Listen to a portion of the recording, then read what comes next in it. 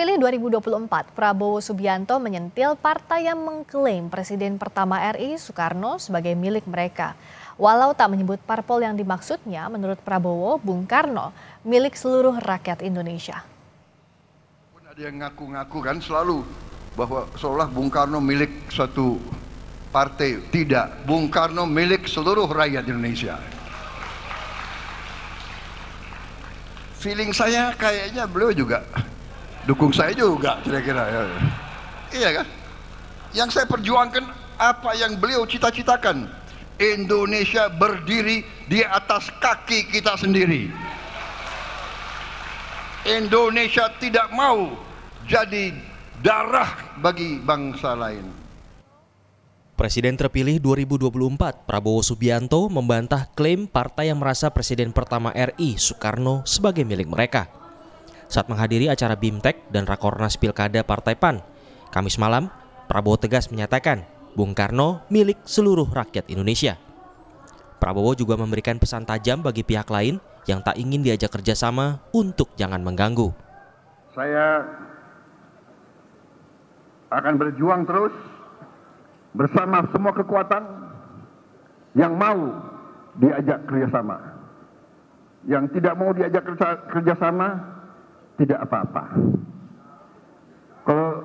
Kalau ada yang mau nonton di pinggir jalan, silahkan jadi penonton yang baik. Tapi kalau sudah tidak mau diajak kerjasama, ya jangan mengganggu. Orang lagi mau kerja kok. Kita mau kerja. Menanggapi pernyataan Prabowo, politisi PDI Perjuangan Deddy Sitorus menilai demokrasi membuka ruang bagi siapapun untuk memberikan masukan dan kritik meski berada di luar pemerintahan.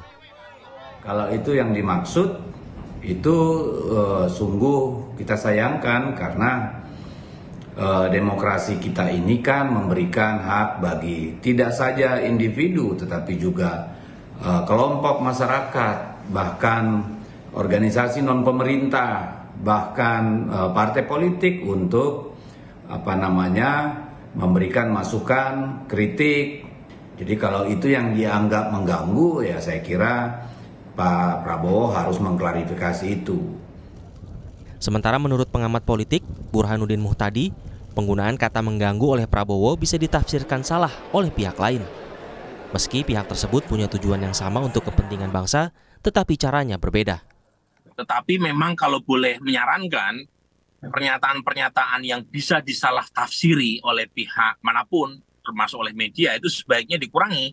Karena pernyataan tersebut memang menurut saya terlalu strong, karena bagaimanapun banyak pihak yang mungkin punya proposal dan sekaligus kebijakan yang berbeda, tetapi semangatnya pada dasarnya sama dengan Pak Prabowo, yaitu ingin membangun kebersamaan, pengen membangun negara, tetapi jalurnya tidak harus ya berada di dalam kekuasaan. Nah, pernyataan dengan diksi mengganggu kan bisa disalah tafsiri oleh pihak yang mungkin punya pendapat yang berbeda jauh dengan apa yang dimaksud oleh Pak Prabowo. Lalu kepada siapa pesan Prabowo sesungguhnya ditujukan? Hingga kini memang belum ada partai yang secara resmi mengumumkan berseberangan dengan pemerintahan mendatang. Hanya saja pada Senin lalu, Capres dari PDI Perjuangan Ganjar Pranowo mendeklarasikan dirinya menjadi oposisi dan tidak akan bergabung dengan pemerintahan Prabowo Gibran. Tim Liputan, Kompas TV.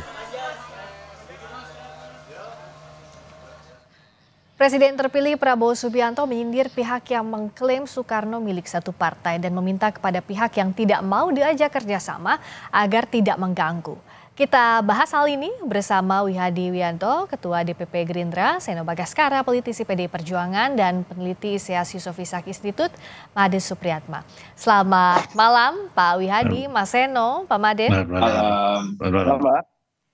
Malam, saya ke Pak Wihadi dulu. Kepada siapa sebenarnya ditujukan pernyataan Pak Prabowo yang menyindir ada klaim bahwa Bung Karno milik satu partai? Ini kan diasosiasikan kalau kita lihat selama ini PDIP yang identik dengan Bung Karno. Apakah ke situ arahnya, Pak Wihadi? Kita harus melihat secara penuh pidato Pak Prabowo dulu. Jadi kalau dipotong seperti itu konotasinya kan bisa berbeda. Namun yang disampaikan oleh Pak Prabowo itu adalah bahwa secara ideologi dan secara pemikiran-pemikiran Bung Karno itu adalah milik bangsa Indonesia, dan kita tahu bahwa Bung Karno adalah proklamator, tokoh bangsa, dan pemikiran-pemikiran beliau inilah yang dipakai bahwa Indonesia itu harus seperti pemikiran Bung Karno. Itu yang akan dijalankan oleh Pak Prabowo.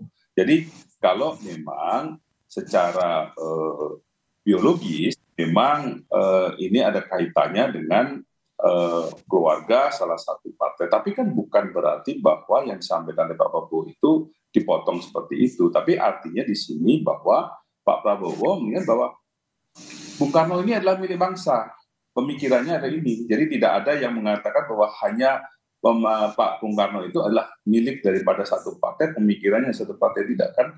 Ini kan untuk kebangsaan. Artinya bahwa Bung Karno ini semuanya kita sudah tidak ada lagi kata-kata yang tidak mengatakan tidak, tetapi adalah memang Bung Karno ini adalah pemikiran-pemikiran dan pahamnya, ideologinya itu adalah milik bangsa Indonesia, milik semuanya, dan ini adalah untuk kemajuan bangsa. Ini disampaikan oleh Pak Prabowo seperti itu. Oke, kalau Mas Seno dari PDIP memaknai teks, konteks, dan momentumnya apa pernyataan ini? Ya, kami tidak ada masalah ya, artinya sindiran itu mungkin bisa ke kami, mungkin juga seperti yang disampaikan Pak Wiyadi, bukan. Tapi pada dasarnya kami tidak merasa mengklaim Bung Karno sebagai milik kami sendiri. Selama ini kami menempatkan, berusaha memperjuangkan agar pemikiran Bung Karno itu memang menjadi arus utama dari pemikiran pembangunan bangsa. Mengapa begitu? Karena kami memiliki track record sejarah, secara historis.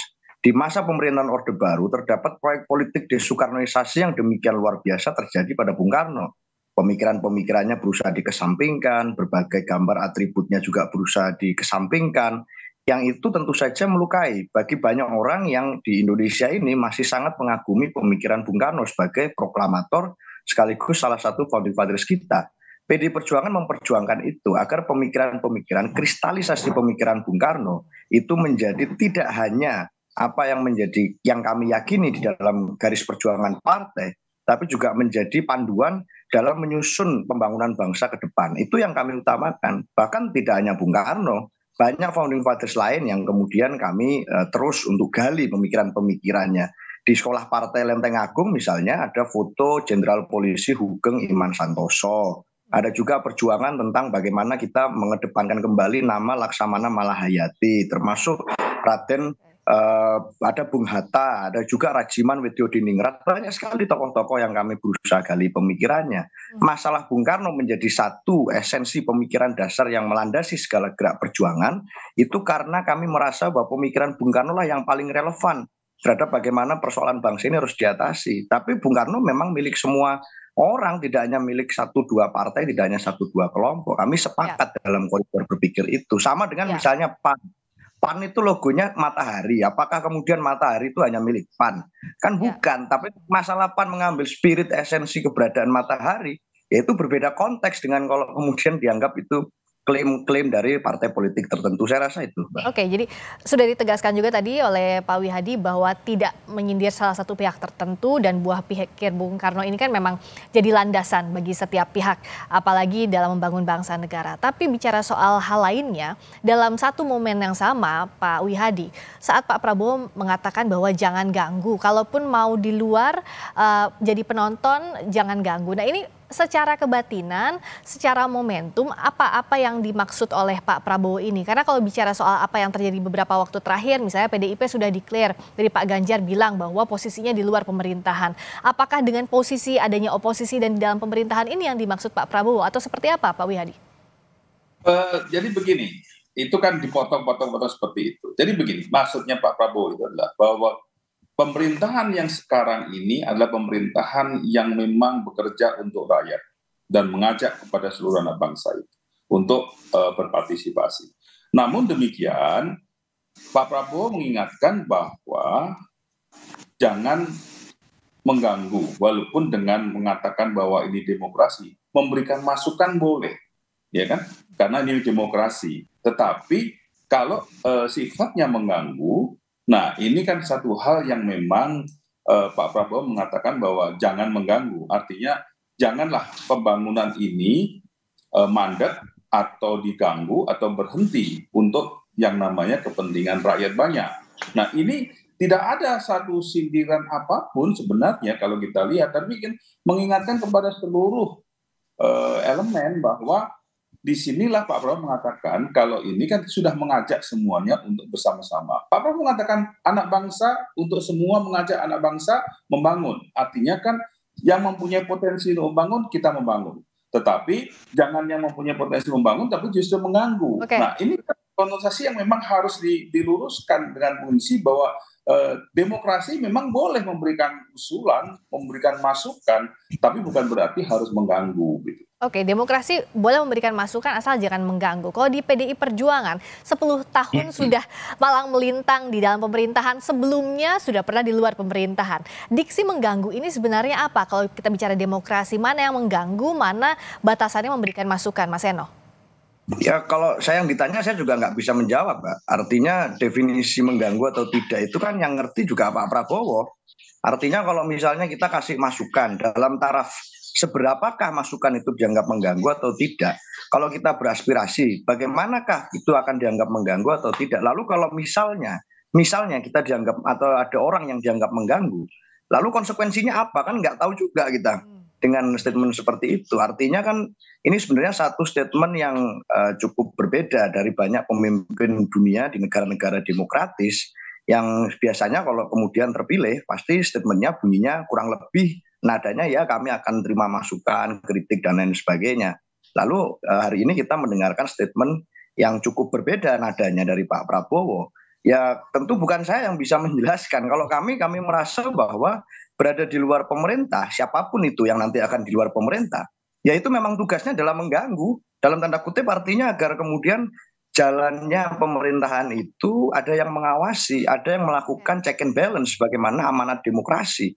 Dan melakukan check and balance, kontrol dalam konteks sudut pandang kekuasaan memang itu kan satu hal yang mengganggu, nggak enak Mbak diawasi itu. Artinya kalau ada yang begini nanti dikritisi, ada yang begitu nanti diteriakin. Nah itu kan dalam konteks sebagai penguasa tentu itu mengganggu. Masalahnya di negara demokratis gangguan-gangguan itu harus kemudian dimaknai sebagai upaya untuk menjalankan kekuasaan dengan baik. Kami misalnya orang-orang yang tidak menang dalam konteks kekuasaan elektoral itu kan artinya tidak kurang mulia dibandingkan kemudian yang menjalankan pemerintahan. Ada tugas tersendiri melakukan check and balance, mekanisme evaluasi di jalur-jalur di non kekuasaan. Saya rasa yang bisa menjelaskan paradigma itu ya Pak Prabowo sendiri. Oke, sebelum ke Pak Wihadi lagi, saya ke Pak Made. Kalau Pak Made bagaimana membantu untuk menerjemahkan as a whole context bahwa jangan ganggu dalam pemerintahan itu seperti apa? Seperti tadi pernyataan Mas Eno juga, apa sih sebenarnya yang jadi batasan sebenarnya tolok ukurnya mana yang mengganggu, mana yang berupa masukan dari pihak yang ada di luar pemerintahan? Nah, ini agak apa namanya, saya mengalami a sense of deja vu ya, kayaknya balik, saya mengalami 32 tahun pertama hidup saya itu di zaman Orde Baru gitu ya. Diskurs ini, kata-kata ini muncul lagi gitu ya, sehingga saya sendiri mengalami kayaknya kenapa ini sudah hilang beberapa saat, tetapi kenapa ini kembali gitu ya. Saya ada di tim Majelis Pengetahuan YLBHI. Dan kami menerima begitu banyak pengaduan ya di seluruh kantor-kantor LBH di seluruh Indonesia tentang ya para petani, para buruh, para pekerja dan lain sebagainya, itu banyak kasus. Dan kami tentu harap bersuara lain gitu ya. Nah, kalau ini seperti kemudian kami memprotes, kami melayangkan surat, kami kemudian berdemo, kami kemudian melakukan agitasi dan lain sebagainya, apakah ini akan dianggap mengganggu gitu ya? Kami memobilisasi, jelas, ya itu kebutuhan kami untuk ini. Dan terus kemudian sejauh mana itu mengganggu? Dan dalam soal ini juga partai politik, saya mendukung bahwa ada oposisi. Bagus sekali ada oposisi dan memang tugas kita untuk mengawasi. Pemerintah itu harus accountable. Kalau accountability ini dianggap sebagai sebuah gangguan, lalu di mana demokrasi gitu ya. Jadi saya sepakat dengan rekan saya yang kebetulan juga sesama fellow di Aisyah, Mas Burhan yang tadi ditampilkan bahwa diskurs seperti ini, kata-kata seperti ini tolong di tone down, dipersedikit gitu ya. bahwa terus kemudian apa-apa kritik dan lain sebagainya dianggap sebagai upaya memecah belah gitu ya. Sering sekali saya dengar seperti begitu dari pihak yang menang pemilu sekarang gitu ya. Jangan terlalu tipislah kupingnya, tebalkan sedikit kupingnya untuk mendengarkan bahwa memang ada masalah. Ya, dan sebagai orang yang menjalankan kekuasaan itu selalu tidak sempurna. Kita butuh pengingat gitu ya. Nah, terus kemudian soal Bung Karno gitu ya. Kalau menurut saya itu cuma retorika saja.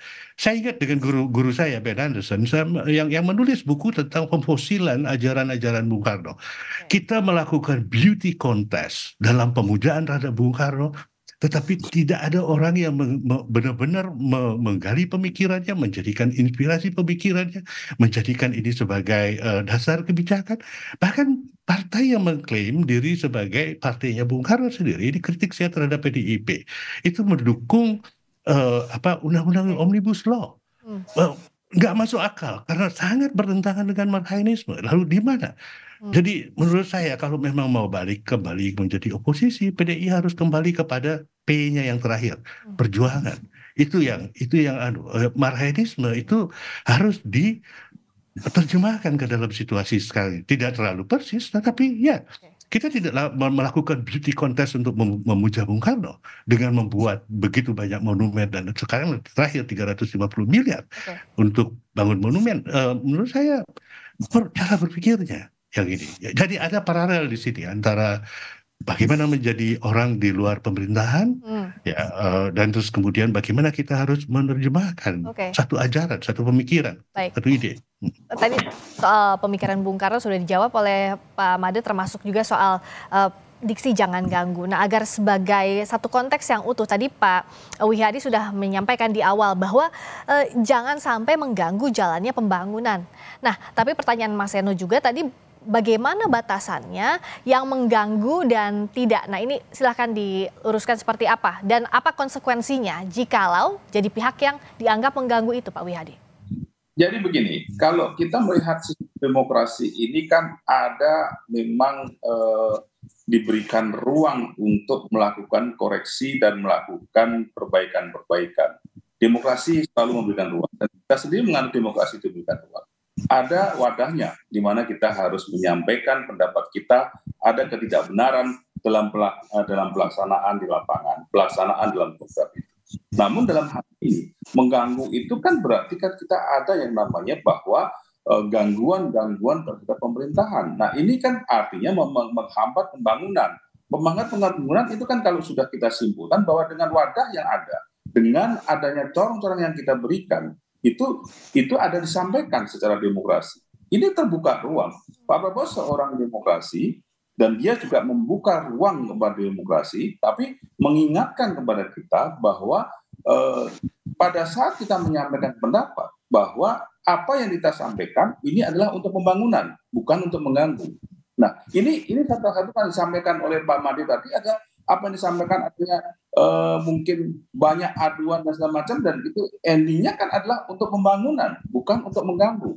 Nah, kalau kita bicara mengenai masalah mengganggu, itu tentunya sudah jelas bahwa gangguan dengan yang namanya masukan, itu tentunya kan bahwa kita memberikan satu gangguan, tapi kalau tidak memberikan solusi, itu kan sama aja mengganggu.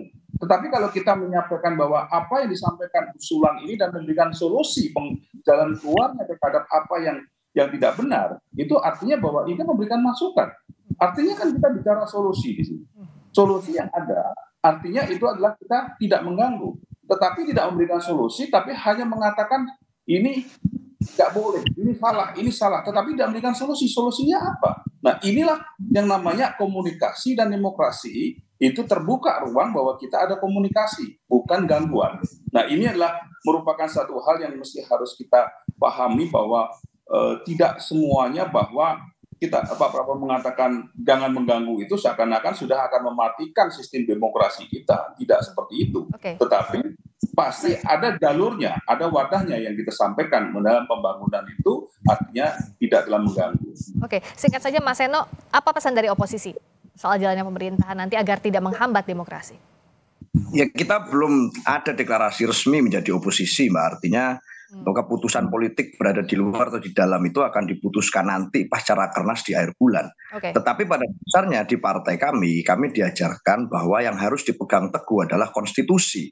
Dan itulah yang jadi pijakan aturan main. Jadi nggak main kemana-mana. Artinya nggak mikir juga kita, kritik harus berlandaskan solusi, harus segala macam. Ini kan tafsirnya Pak Wiyadi mungkin bisa berbeda dengan tafsirnya teman-teman yang lain. Ada lagi tafsir yang lain lagi. Tapi kalau kami simpel saja.